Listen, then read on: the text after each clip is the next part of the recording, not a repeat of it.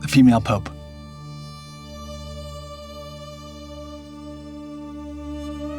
They say the Vatican once had a special throne carved in marble with a hole in the seat.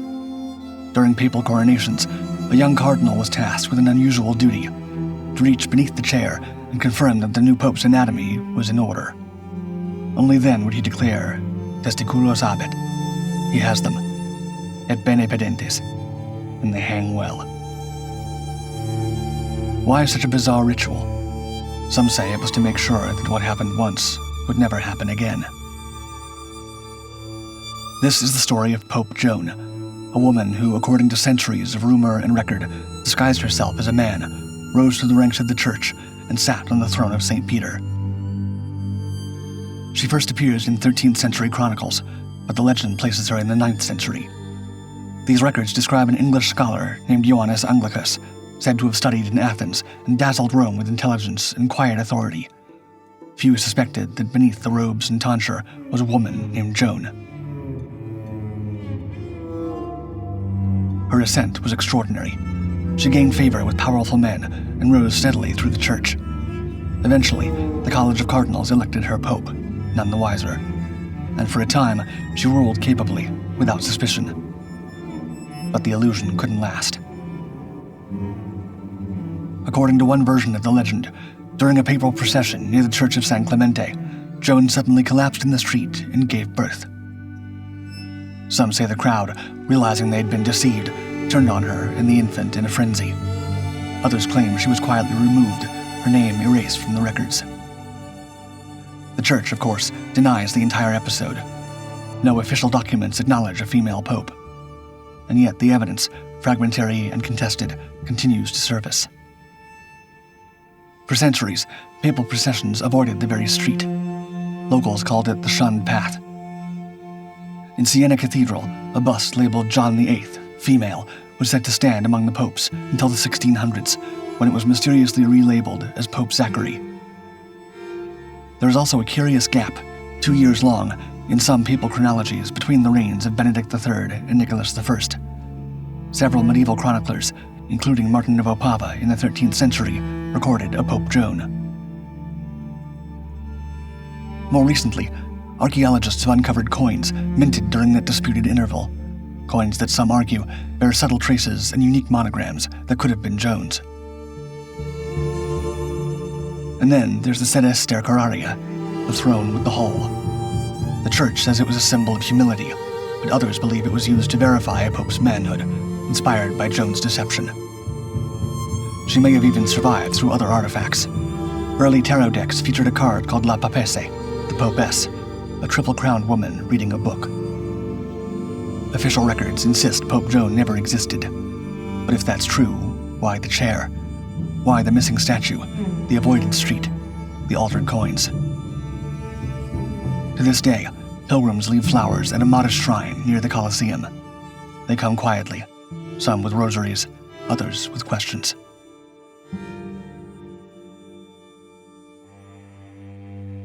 The final pope.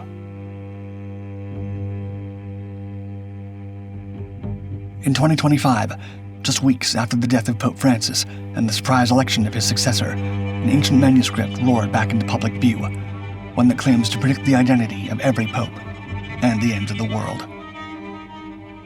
It's called the Prophecy of the Popes, a mysterious list of 112 short Latin mottos, each believed to describe a future pontiff. The prophecy was attributed to the Irish Saint Malachy in the 1100s, though it wasn't published until 1595 by a Benedictine monk named Arnold Wian. The list begins with Celestine II in 1143 and ends with a chilling warning. The final pope, Peter the Roman, will shepherd the church through a time of tribulation. Then, the city of Rome will fall, and a, quote, dreadful judge will appear. A rare solar eclipse is set to brush Rome on August 2nd, 2027, and for some, that's the date the prophecy points to, the moment it all ends. For centuries, the document was dismissed as a clever forgery, likely crafted to influence a papal election in the late 1500s. Its accuracy dropped sharply after 1590, suggesting it may have been created around that time, not by St. Malachy at all. But the 1978 election of Pope John Paul II reignited belief.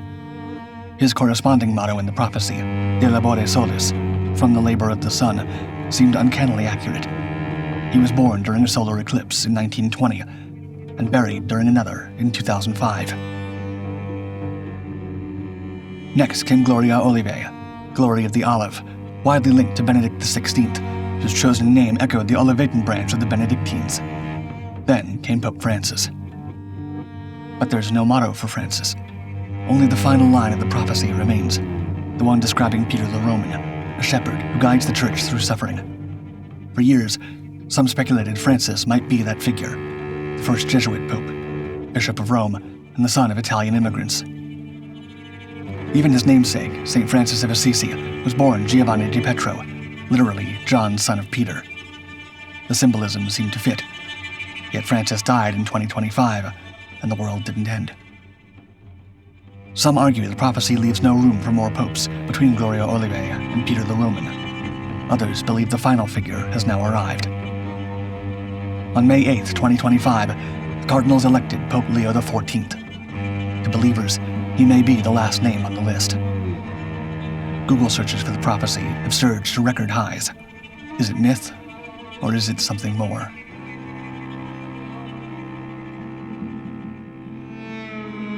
The corpse trial. They said the corpse worked miracles after it washed ashore, but just months earlier, Pope Formosus had been the star of the most grotesque trial in history. In 897, Pope Stephen VI ordered his predecessor to be dug up. Formosus had been dead for 7 months. His body, half decomposed, was dressed in sacred vestments, propped up on a throne inside Rome's Basilica of St. John Lateran, and placed on trial. The event would be remembered as the Cadaver Synod, the corpse trial. At Stephen's command, a deacon stood beside the corpse and spoke on its behalf.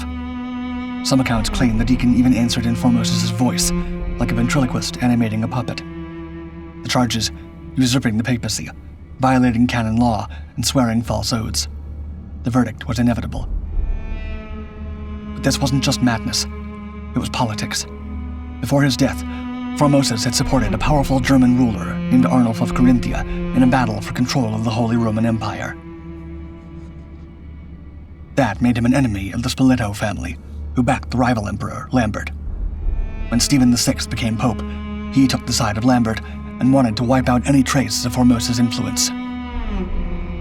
He wasn't acting alone. Watching from the shadows was Queen Ageltrude, Lambert's mother and a fierce political player. Some believe it was she who pushed for the bizarre trial, using Stephen as a puppet to destroy her family's enemies. After the corpse was found guilty, Stephen ordered Formosus stripped of his papal garments.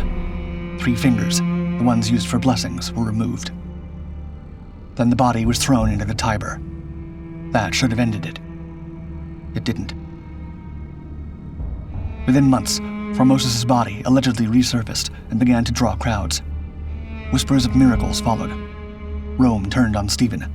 He was arrested, imprisoned, and soon after found strangled in his cell. Rumors spread. Was it a mob of Formosus supporters? Lambert's agents? His own guards?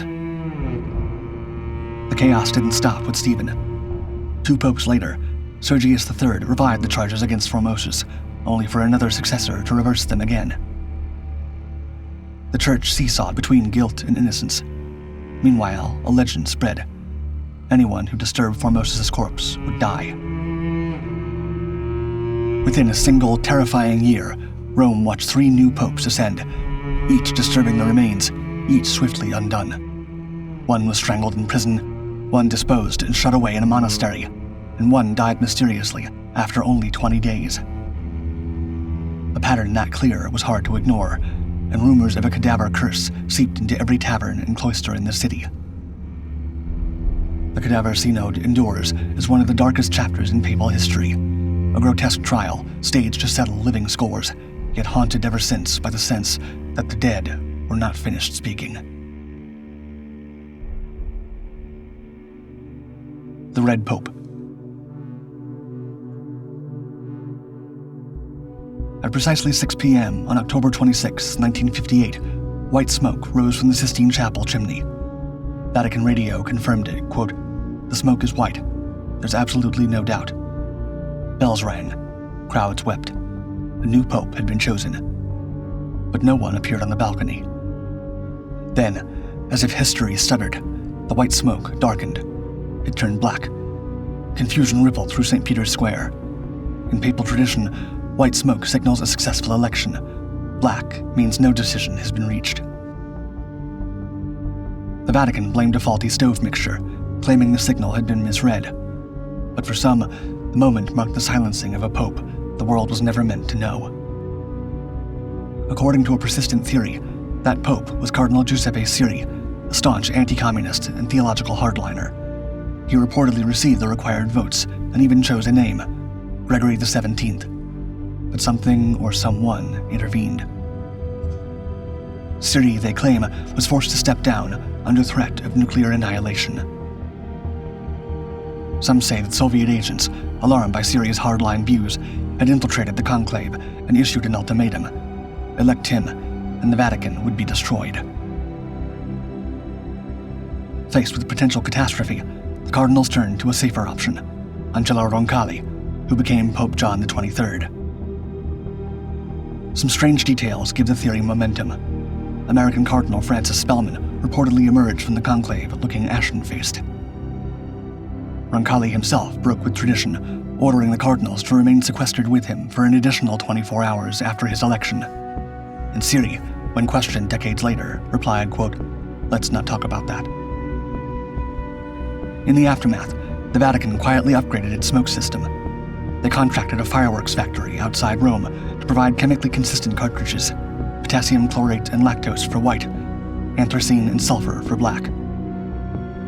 The goal was clarity, but the move also suggested just how dangerous a little ambiguity could be. Supporters of the Siri theory point to a pair of declassified U.S. State Department memos, one titled John XXIII, the other Cardinal Siri. Both remain heavily redacted. To believers, the blacked-out lines are hints of a suppressed truth. The so-called Gregory the 17th never spoke publicly about what happened, but some insist he lived out his days as the true pope in exile, with hidden followers calling him La Papa Rosso, the Red Pope. Named not for his politics, but for the crimson mozzetta he never exchanged for the Pope's white robes. To skeptics, it's Cold War fiction, an elaborate myth built from coincidence and paranoia. But the theory endures, a reminder that even in an age of mushroom clouds, the ancient rituals of Rome can still conceal secrets too dangerous to announce.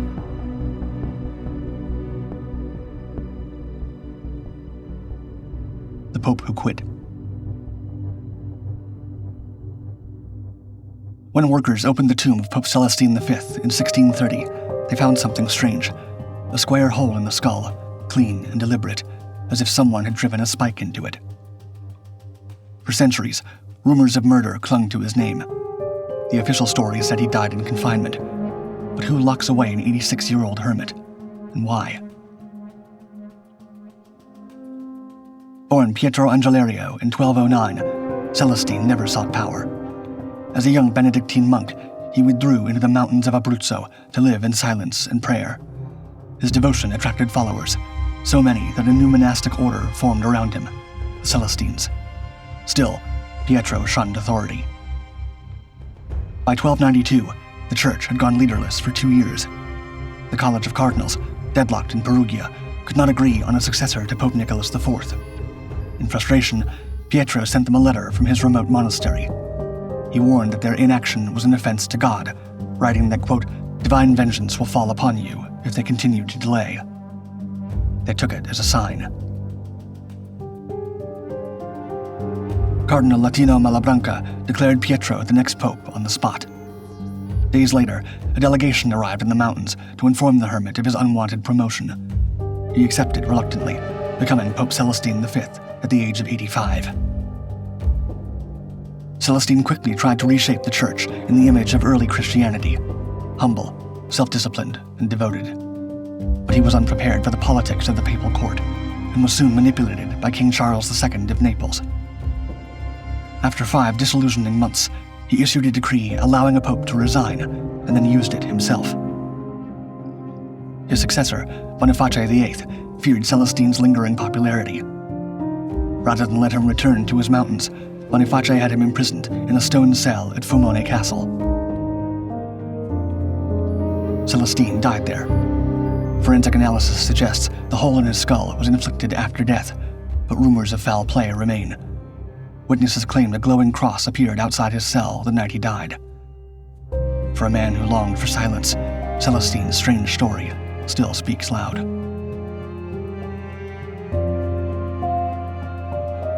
Do you believe the Vatican still hides mysteries like these?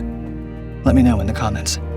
As always, thank you for watching Dark 5. Like and subscribe to continue exploring the greatest mysteries of this world and beyond.